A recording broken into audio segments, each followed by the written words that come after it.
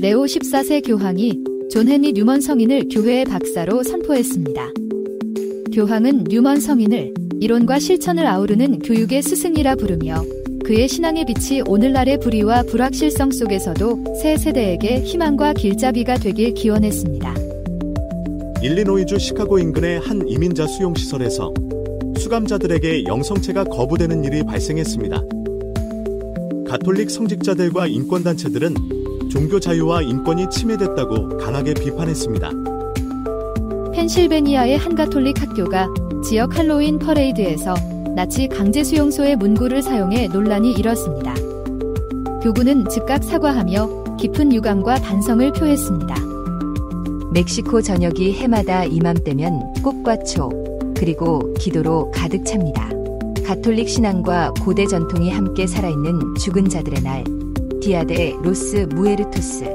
올해도 멕시코시티의 성 안토니오 데 라스 우에르타스 본당 교우들은 집집마다 제단을 차리고 사랑하는 이들을 기억했습니다. 위령성어를 맞아 멕시코의 추수기 축제, 죽은 자들의 날에 대해 알아봅니다. 이 프로그램은 남가주 성바실 한인성당, 성아그네스 한인천주교회, 성요셉 한인천주교회, 성삼 한인천주교회, 대한장의사 제공입니다. 레오 14세 교황이 존 헨리 뉴먼 성인을 교회의 박사로 선포했습니다.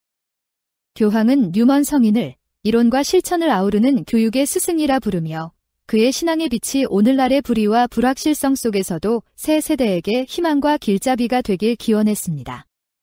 성베드로 광장은 온화한 햇살 속에 수천 명의 신자와 교육자, 학생들로 가득 찼습니다.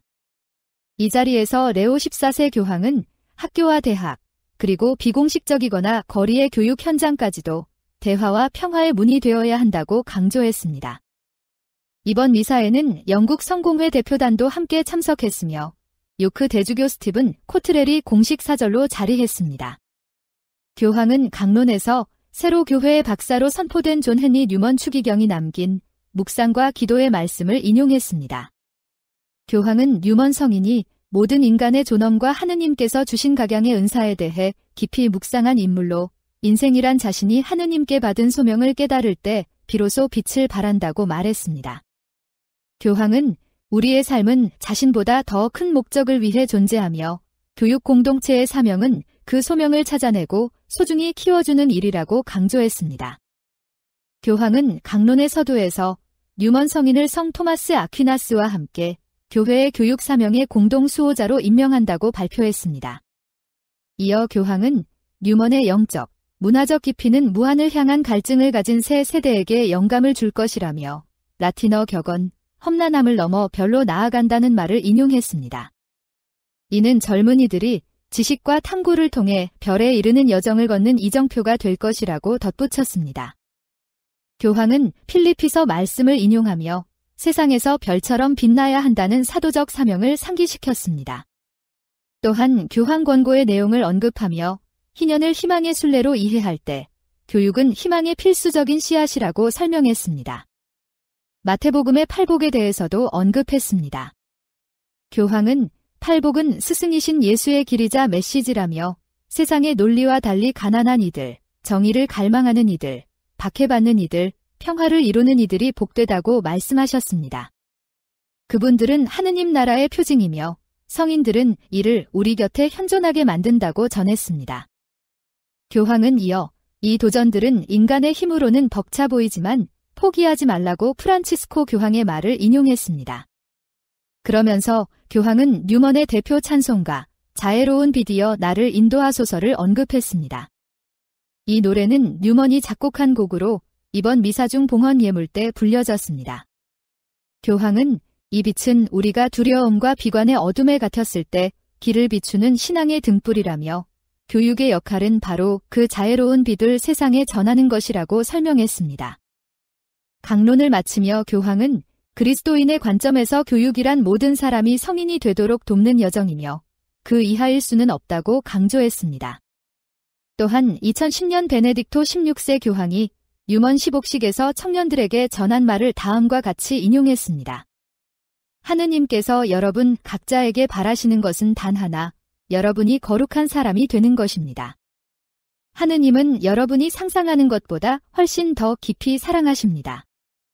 레오 14세 교황은 이를 두고 모든 신자가 부름받은 보편적 성소이며 제2차 바티칸 공의회의 핵심 메시지라며 팔복으로 그려진 개인적이면서도 공동체적인 여정이라고 정리했습니다. 레오 14세 교황이 선포한 뉴먼 성인의 교회의 박사 칭호는 교육의 본질과 인간 존엄의 가치를 다시 일깨우는 선언이기도 합니다. 자애로운 빛을 노래한 뉴먼의 신앙이 오늘의 세대를 이끄는 희망의 등불로 이어질지 기대가 모아지고 있습니다. 일리노이주 시카고 인근의 한 이민자 수용시설에서 수감자들에게 영성체가 거부되는 일이 발생했습니다. 가톨릭 성직자들과 인권단체들은 종교 자유와 인권이 침해됐다고 강하게 비판했습니다. 11월 1일 시카고의 호세마리아 가르시아 말도나도 보좌주교가 시카고 근교 브로드뷰 수용시설 앞에서 야외 미사를 주례했습니다. 이 미사는 수용자들의 인권을 옹호하는 단체들이 함께 주최했으며 구금자들에게 성체를 전달하기 위한 목적이었습니다. 그러나 미사를 주관한 8명의 성직자와 종교 지도자들은 시설 내부로 들어가는 것이 허가되지 않았습니다. 행사 주최 측은 국토안보부의 절차에 따라 수주 전부터 공식 허가를 신청했다고 밝혔습니다. 이날 야외 미사에는 약 2,000명의 가톨릭 신자들이 모였습니다. 그 중에는 91세의 자비의 수녀회 소속 조앤 퍼시 수녀도 참석했습니다. 퍼시 수녀는 수십 년간 시카고 지역 이민자 인권운동을 이끌어온 인물입니다. 퍼시 수녀는 과거에는 이 시설 안에 직접 들어가 구금자들에게 성체를 나눠줄 수 있었지만 최근 몇 년 사이 접근이 완전히 차단됐다고 말했습니다. 성체 성사는 가톨릭 신앙의 근원이며 정점입니다. 이를 받을 권리를 빼앗긴다는 것은 신앙인에게 깊은 상처이자 절망입니다. 영적 공공 리더십 연합의 마이클 오킨치치 크루즈 대표는 언론 보도를 인용하며 브로드뷰 시설의 수감자들이 며칠씩 바닥에서 잠을 자고 약이 끊기고 샤워조차 하지 못한 채 비위생적인 환경에 방치되고 있다고 비판했습니다. 미국 시민자유연맹과 메카서 정의센터는 10월 31일 연방정부를 상대로 소송을 제기했습니다. 소송에서는 이민자들이 비인도적인 환경에 구금되고 법률 상담 접근권마저 박탈당하고 있다고 주장했습니다. 국토안보부는 이러한 주장을 사실무근이라며 강하게 부인했습니다. 가톨릭 교회와 인권단체들은 영성체 거부는 단순한 행정 문제를 넘어 신앙의 자유와 인간의 존엄에 대한 침해라고 경고했습니다. 시카고 교구는 이번 사태와 관련해 국토안보부와의 추가 대화를 요청할 예정입니다. 펜실베니아의 한 가톨릭 학교가 지역 할로윈 퍼레이드에서 나치 강제수용소의 문구를 사용해 논란이 일었습니다. 교구는 즉각 사과하며 깊은 유감과 반성을 표했습니다. 해리스버그 교구의 티머시 시니어 주교는 10월 31일 성명에서 하노버의 세인트 조셉 가톨릭 학교가 노동이 너희를 자유롭게 하리라 라는 아우슈비츠 수용소의 문구를 본뜬 조형물을 퍼레이드 차량에 사용했다며 충격과 경악을 금치 못했다고 밝혔습니다. 문제의 부스는 트럭에 실려 유령 모형과 함께 퍼레이드에 등장했으며 당시 현장을 담은 영상이 온라인에 확산되며 거센 비판을 불렀습니다. 시니어 주교는 이 이미지는 600만 유대인을 포함한 수많은 희생자의 고통을 상징하는 증오의 상징으로 어떤 이유로도 용납될 수 없다고 강조했습니다. 또 공식 승인된 디자인에는 해당 이미지가 없었다 해도 결과의 책임은 피할 수 없다며 유대인 공동체에 공식 사과했습니다. 학교 측은 부주의로 상징의 의미를 인식하지 못했다며 깊은 반성과 함께 재발 방지를 약속한다고 밝혔습니다. 퍼레이드 차량을 제공한 지역 업체도 검토를 소홀히 한 책임을 통감한다며 사과했습니다. 논란이 확산되자 지역 유대인 단체들은 이 사건은 증오의 상징이 여전히 공공장소에 등장할 수 있음을 보여준다며 교육과 연대를 통해 반유대주의를 근절해야 한다고 촉구했습니다. 교구는 이번 일을 계기로 홀로코스트 교육 강화와 유대인 단체와의 협력을 약속했습니다.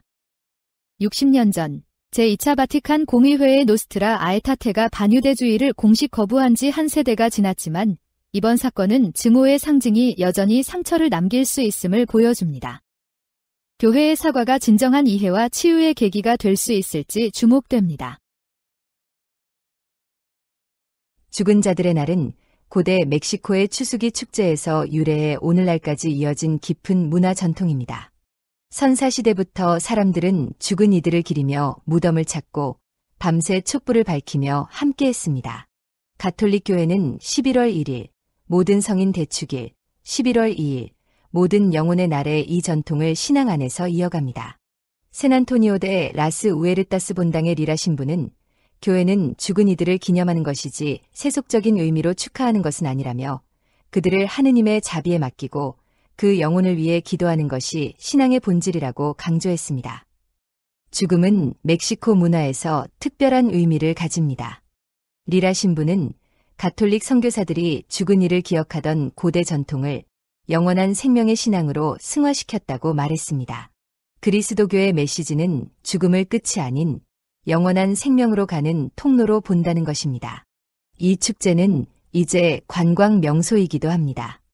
2015년 영화 007 스펙터에서 가상의 죽은 자들의 날 퍼레이드가 등장한 뒤 멕시코 관광청이 실제로 이를 재현해 대형 해골 인형과 화려한 행렬이 멕시코시티 중심가를 메우게 되었습니다. 관광객들은 얼굴을 해골처럼 칠하고 라 카트리나 복장을 입는데 이는 원래 유럽 귀족을 모방하던 멕시코인들을 풍자하기 위한 전통 의상이었습니다. 이 축제로 시골 마을들은 경제적 활기를 얻기도 하지만 묘지를 찾는 가족들의 조용한 추모 분위기가 관광객들로 인해 종종 흐트러지기도 합니다. 캐나다 인류학자 션 헤일리는 오아카 지역 주민들은 관광객을 위한 두 번째 죽은 자들의 날을 만들어 본래의 마을 축제는 가족 중심으로 지켜가고 있다고 설명했습니다. 또한 최근 영화 코코의 영향과 전통 문화에 대한 자부심이 커지면서 멕시코 전역에서 죽은 자들의 날이 부활하고 있습니다. 반면 미국식 할로윈은 점차 인기가 줄어들고 있다고 합니다. 헤일리는 이제 할로윈은 단순한 미국식 풍습 정도로 여겨진다고 전했습니다. 미초아칸주의 안드레스 라리오스 신부는 한 본당 청년들이 행사장을 유령의 집으로 꾸미려 하자 이를 신앙 교육의 기회로 삼았습니다. 교회는 죽은 자를 두려워하기보다 언젠가 다시 만날 존재로 바라보길 권합니다. 미국에서 들어온 문화보다 우리의 신앙적 의미를 지키는 것이 중요합니다. 라고 라리오스 신부는 말했습니다. 가톨릭 신자들은 여전히 11월 1일 모든 성인과 11월 2일 모든 영혼을 기억하며 미사를 봉헌합니다. 헤일리는 비신자 가정에서는 죽은 자가 집으로 돌아온다고 믿지만 가톨릭 신자에게 제단은 기억과 기도의 상징이며 축제가 아니라 묵상의 자리라고 설명했습니다. 마타모로스 레노사 교구 대변인 알란 카마르고 신부는 이렇게 말했습니다. 11월 1일 성인들을 위해 11월 2일 죽은 이들을 위해 기도하는 것은 매우 중요합니다.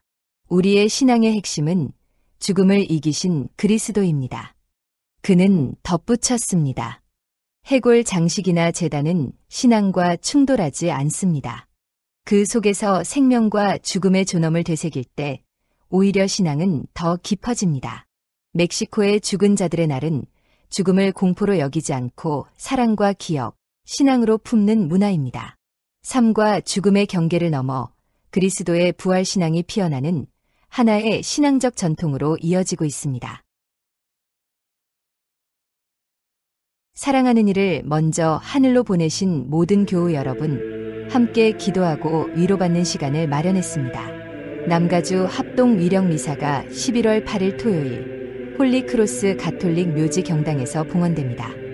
정오 12시에 경당이 개방되며 오후 1시에는 연도, 2시에는 위령 미사, 이어서 3시에는 묘지 축성식이 거행됩니다.